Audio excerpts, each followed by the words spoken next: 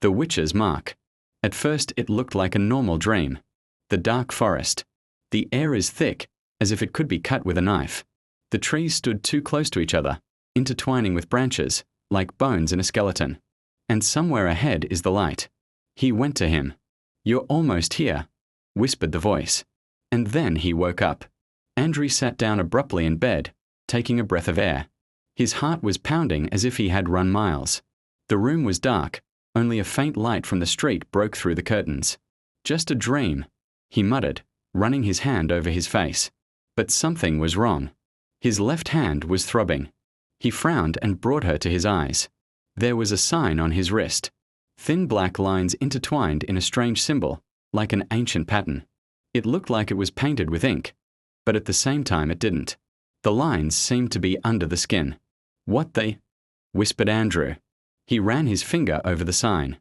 The skin was smooth. No pain.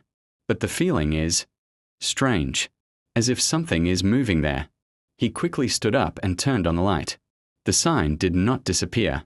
"It's just an allergy or something," said his friend Taras when Andrew showed him his hand. "Are you serious?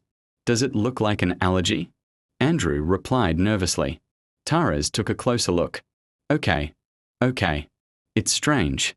But maybe you drew it somewhere and don't remember?" "I don't draw symbols in my dreams." "Well, you don't know." Andrew looked at him silently. "Okay." Taras gave up. Then, "Maybe it's a joke? Did anyone draw?" "I live alone." This silenced Taras. Andrew couldn't sleep that night. He lay looking at the ceiling and checked his hand from time to time. The sign was there, immovable, but the feeling didn't go away, as if something was slowly crawling under the skin. At 3:17 a.m. he finally dozed off. I saw the forest again. This time he stood still, and in front of him is her. Woman. Old, bent, with long grey hair falling on her face. Her eyes were too dark, as if there was nothing in them, except depth. "You're marked," she said. Andrew couldn't move. "What does that mean?" He barely squeezed out. She smiled slowly. "Now you're mine." And she raised his hand. The sign on the wrist began to move. The lines slowly shifted, intertwined, as if alive. Andrew shouted, and woke up. He took a sharp breath, and immediately looked at the hand. The sign moved, barely noticeable, but he saw it. Fine lines crawled under the skin, changing shape like snakes. "No, no, no," he whispered, pulling his hand away. His phone rang. He shuddered. The name was Taras on the screen. "Are you awake?" Taras immediately asked. "He's moving," whispered Andrew. "What?" "Sign. He is moving." There was a pause. "Good. Listen. It's not funny anymore. Come to me. Now." Half an hour later, Andrew was sitting in Taras's kitchen, squeezing a cup of coffee. "Show me," said Taras. Andrew stretched out his hand. The sign was immobile. "Are you kidding?" Taras raised an eyebrow. "He was moving. I saw it. Maybe it seemed to you?" "No." Taras sighed. "Good. Then let's do it this way. If it's real, we'll find an explanation." He opened the laptop. "What does he look like?" he asked, starting to search. Andrew described the symbol. After a few minutes, Taras froze. "What?" Andrew asked intensely. I think you should see it." He turned the screen. It had an old drawing on it. The same sign. Signature under it. Mark of the Hollow Witch. Andrew felt the cold run down his back. What does it mean? Taras scrolled down. "It says here that this is a sign of a witch who chooses people." "For what?" Taras swallowed. "To take them away." "This is some kind of stupid thing," Andrew said, but his voice trembled. "I thought so too," replied Taras. "But keep listening." He began to read. The sign appears after the first contact in a dream. At first it is immobile. Then it starts to change. Every night the connection gets stronger. Andrew slowly raised his eyes. And then, Taras was silent. "Tell me." On the 7th night the witch comes into reality.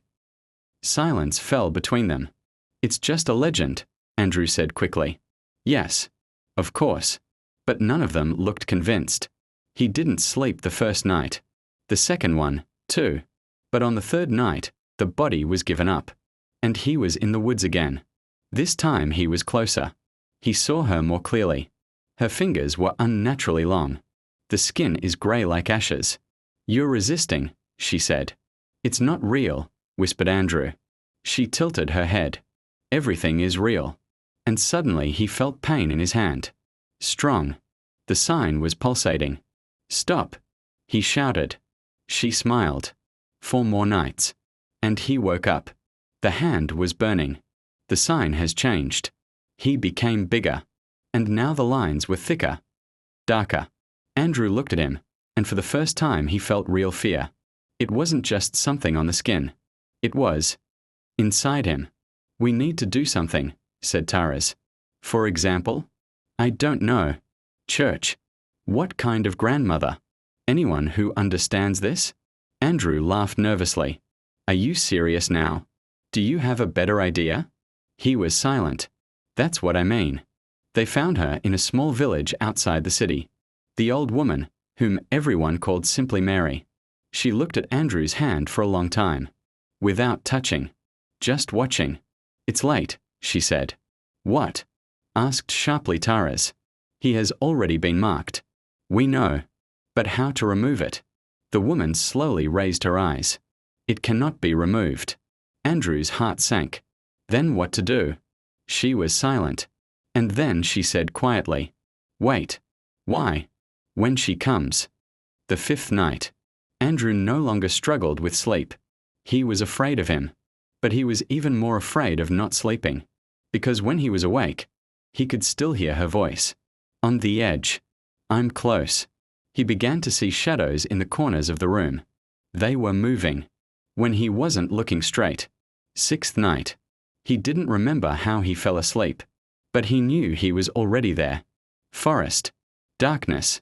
And she's right in front of him. "You're ready," she said. "No," he whispered. She smiled. "It doesn't matter." And I touched his hand. The sign flashed with a black light. Andrew shouted. 7th night. He didn't fall asleep. He sat in the corner of the room, hugging his knees. Taras was nearby. "Everything will be fine," he repeated. But his voice sounded empty. At 3:33, the light in the room went out. Completely. "Taras," whispered Andrew. Silence. "Taras?" No answer. And then he heard it. Breathing. Behind. Slow. Deep. He didn't want to turn around. I didn't want to. But, turned around. She was standing there. In the dark. Just like in dreams. Only now is it real. "Finally," she whispered. Andrew couldn't move. "You're mine." She held out her hand. And the sign on his wrist answered. He began to move quickly. Crazy. It was like trying to get out. "No," shouted Andrew. She smiled. "Now you see." And suddenly, everything is gone. The light came back. Andrew was lying on the floor. "One." "Taras?" He snorted. No one answered. He got up. The apartment was empty. The door is open. And on the floor, traces. Black. Like ashes. Led to the exit. He looked at his hand. The sign disappeared. Completely. As if he never existed. But instead of him, there is another one left. New. Bigger. And now he wasn't just on his wrist. He slowly climbed up his arm. Like something that grows. Andrew understood. This is not the end. This is just the beginning. After a few days, people began to notice the changes. Andrew became quieter. His eyes became deeper, darker. Sometimes he looked at people as if he saw something they couldn't. And one day, he fell asleep. I saw the forest. But this time, he was not a victim. He was standing there. And someone else went to him. From the dark. "You're almost here," whispered Andrew. And smiled. And on his hand the sign moved. The end, or the beginning.